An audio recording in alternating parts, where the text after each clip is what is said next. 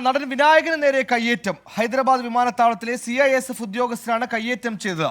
കൊച്ചിയിൽ നിന്നും ഗോവയിലേക്കുള്ള യാത്രക്കിടെയാണ് സംഭവം. അരുൺ പൂപ്പറമ്പ വിശദാംശങ്ങളുമായി ചേരുന്നു. അരുൺ, എന്താണ് സംഭവിച്ചത്? വിനായകൻ കുറച്ചു കാലമായി ഗോവയിലായിരുന്നു താമസമെന്ന് മനസ്സിലാക്കുന്നു. എന്താണ് അവിടെ സംഭവിച്ചത്? കേസ് വല്ലതും എടുത്തിട്ടുണ്ടോ? വിവരങ്ങൾ. അനുസരിച്ച് എയർപോർട്ട് പോലീസ് വിനായകനെതിരെ കേസെടുക്കും എന്ന വിവരമാണ് നമുക്ക് ഒടുവിലായി ലഭിക്കുന്നത്.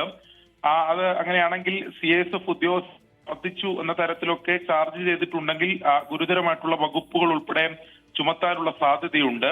ബഹളം വെച്ചു എന്ന് മാത്രം ഉള്ള ചാർജാണ് ഉണ്ടെങ്കിൽ, അത്തരത്തിൽ മാത്രമാണ് ഉള്ളതെങ്കിൽ വിനായകന് ജാമ്യം ഇപ്പോൾ പെറ്റി കേസ് എന്ന രീതിയിലേക്കും മാറാനാണ് സാധ്യത. എന്തായാലും ഇപ്പോൾ എയർപോർട്ട് പോലീസിന്റെ, ഹൈദരാബാദ് എയർപോർട്ട് പോലീസിന്റെ കസ്റ്റഡിയിലാണ് നിലവിൽ ഇപ്പോൾ വിനായകനുള്ളത്. ഇന്ന് വൈകിട്ടാണ് കണക്റ്റിംഗ് ഫ്ലൈറ്റിനായി ഗോവയിലേക്ക് പോകുന്നതിന് വേണ്ടി ഹൈദരാബാദ് വിമാനത്താവളത്തിലെത്തിയത്. അവിടെ ഈ ലെയർ ഗേറ്റിന് സമീപത്ത് വെച്ച് അവിടെ ഉണ്ടായിരുന്ന ഒരു സെക്യൂരിറ്റി സ്റ്റാഫായിട്ടുള്ള യുവതിയോട് വിനായകൻ മോശമായി പെരുമാറി എന്നതാണ് പോലീസ് പറയുന്നത്. ഈ ശബ്ദം കേട്ടാണ് CISF ഉദ്യോഗസ്ഥർ അങ്ങോട്ട് എത്തുന്നത്. അതിനുശേഷം ഈ ഉദ്യോഗസ്ഥരോടും വിനായകൻ ബഹളം വെച്ചു എന്ന് പോലീസ് പറയുന്നുണ്ട്.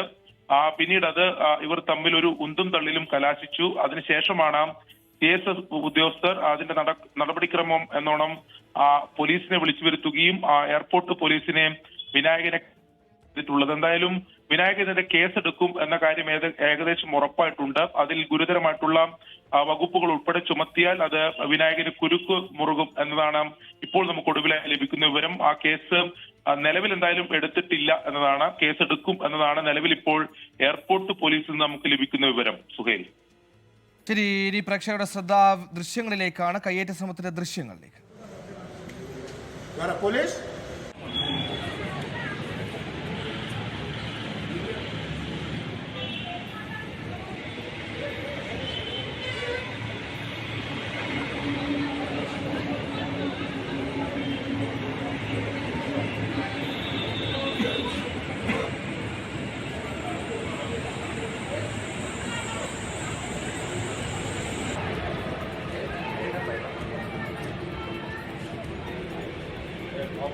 ഗോവയിലേക്ക് കൊച്ചിയിൽ നിന്ന് യാത്ര തിരിച്ച വിനായകനാണ് ഹൈദരാബാദ് വിമാനത്താവളത്തിൽ CISF ഉദ്യോഗസ്ഥർ മർദ്ദിച്ചത്. നിലവിൽ പ്രകോപന കാരണം എന്തെന്ന് വ്യക്തമല്ല. അതേസമയം വിനായകനെതിരെ കേസെടുത്തേക്കുമെന്ന സൂചനയാണ് നമുക്ക് ബംഗളൂരിൽ നിന്ന് ലഭ്യമാകുന്നത്.